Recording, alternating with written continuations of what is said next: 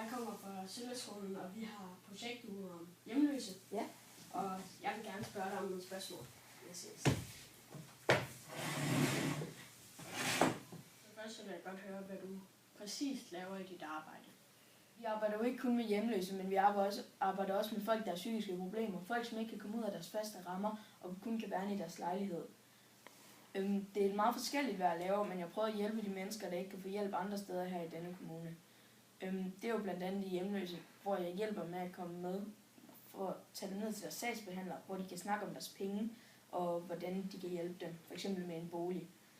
Dem, der så er heldige at få hjælp med deres bolig, de bliver sådan meget holdt øje med, og der er også nogle af dem, der bliver smidt ud, fordi de f.eks. ikke kan finde ud af at bo i den bolig, de får. Mange af de hjemløse, de har også det her alkoholproblem eller et stofmisbrug, hvor vi så tager ned, så finder vi dem, der har et alkohol- eller stofmisbrug, og så hjælper vi dem med at komme på afvænning. Hvordan bliver de oftest hjemløse? Det er meget forskelligt. Mange af dem er blevet smidt ud af deres bolig, men nogle har også selv valgt det, fordi så kan de få et helt andet. Så kan de få et frirum, og så kan de bare være sig selv. Det er faktisk en meget stor procentdel af dem, der er hjemløse, har selv valgt det. Nogle er som sagt blevet smidt ud af deres bolig, og derfor har boligforeningen sagt, at de er simpelthen ikke gode nok, og de kan ikke passe på deres egen bolig.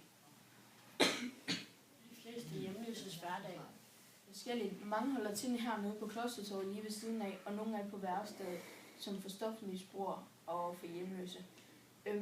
Der kan også nogen, som er nede ved et andet værsted, hvor de fleste kommer og henter deres hus forbi, hvor de så kan gå ud og sælge deres hus forbi. Det eneste krav til, at du med at sælge hus forbi, at du enten har været hjemløs eller er hjemløs. Nogle har også taget et helt andet sted hen, hvor de ikke altid gider at fortælle os, hvor de er taget hen, fordi de vil gerne have det her frirum, hvor de bare kan være sig selv og være lidt væk fra alting. Hvad gør I for at hjælpe de hjemløse? Altså, vi gør så meget, som vi overhovedet kan, men vi hjælper dem med at komme ud og finde et sted, hvor de kan have det godt. Vi ser tit nogle hjemløse, som sidder og har det dårligt på gaden. Derfor kommer vi hen og spørger dem, hvad for en slags hjælp de kan bruge. Vi får også tit nogen, der ringer til os og siger, at der sidder altså nogen hernede på sagen og er helt vildt ked af det, eller et eller andet. Så tager vi selvfølgelig ud, prøver at hjælpe dem, høre hvordan det er, men der er selvfølgelig også nogen, der afviser os. Det er så okay, det er også meget, som jeg har sagt før, at vi skal have det her frirum, og derfor gider vi ikke spørge mere. Det synes jeg, at det var. Så vil du have en rigtig god dag. Kunne I bruge det? Kunne I bruge det? Det kunne vi da i hvert fald. Det var rigtig godt. Er det godt? Hej.